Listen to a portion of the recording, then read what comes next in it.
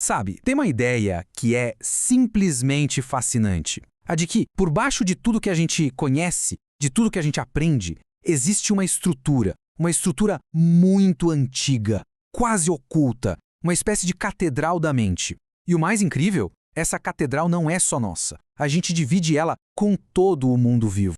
E para começar a explorar essa ideia, aqui vai uma pergunta que parece pegadinha. O que uma vespa, um polvo e um cientista têm em comum? A resposta, olha, ela conecta essas criaturas de jeitos que a gente nem imagina e nos leva numa jornada até a base da própria consciência. Então, vamos começar a desvendar esse mistério. Para começar nossa investigação, a gente vai mergulhar em algumas formas de inteligência surpreendentes que existem por aí, em todo o reino animal. E olha, essa ideia não é de hoje, não. O próprio Charles Darwin, quando estava lá observando minhocas, chegou a essa conclusão que, para a época, era radical. Se um ser vivo consegue focar a atenção, sabe, ignorar uma coisa para se concentrar em outra, isso já sugere que ali existe uma mente, por mais simples que seja. E essa mente se manifesta de jeitos inacreditáveis. Águas vivas, que a gente sempre achou que só iam boiando por aí, na verdade caçam ativamente. Vespas conseguem reconhecer rostos, uma habilidade que se pensava ser só de mamíferos. E os polvos? Os polvos são um show à parte. Eles aprendem só de olhar os outros fazendo e se comunicam com um espetáculo de cores e texturas que é de cair o queixo. Tá, mas como é que uma vespa e um polvo que estão em galhos tão diferentes da árvore da vida acabam desenvolvendo coisas tão complexas?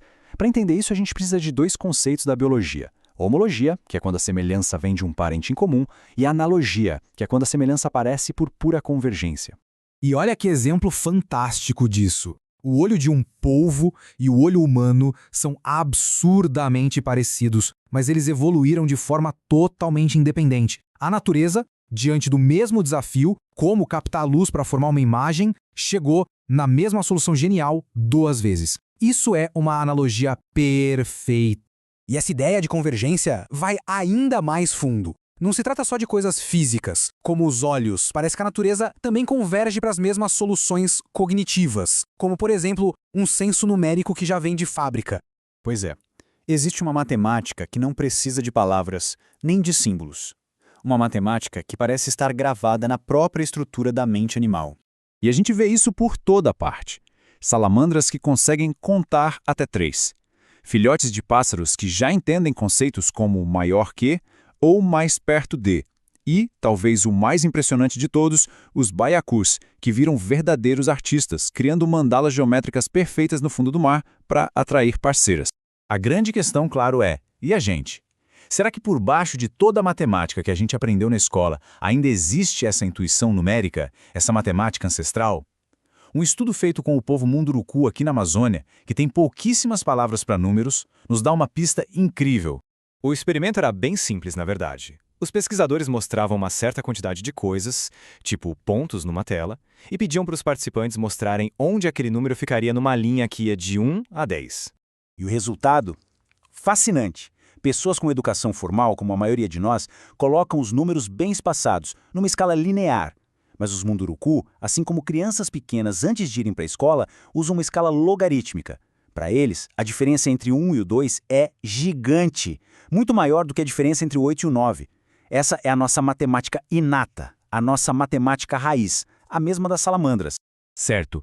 Então, se a gente compartilha essa base cognitiva com outros animais, o que organiza tudo isso?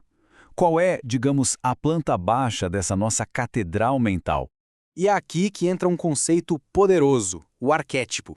Uma ideia que o psicólogo Carl Jung desenvolveu. Pensa nos arquétipos como se fossem os instintos da nossa psique. São padrões universais que a gente herda e que estruturam o nosso jeito de ver e de dar sentido para o mundo. É como se fosse o sistema operacional da mente, sabe? Não são os programas que a gente instala, mas aquilo que permite que todos os programas rodem. É uma gramática invisível que está por trás dos nossos mitos, dos nossos sonhos e até das nossas intuições mais profundas.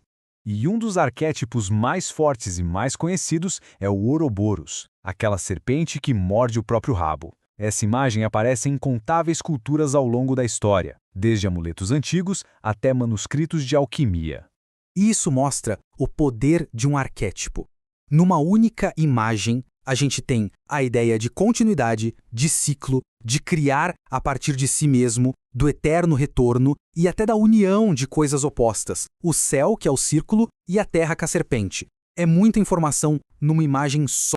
Ok, animais, matemática, mitos. Mas e a ciência? Onde ela entra nisso tudo? Bom, a resposta está num dos momentos mais famosos de toda a história da química.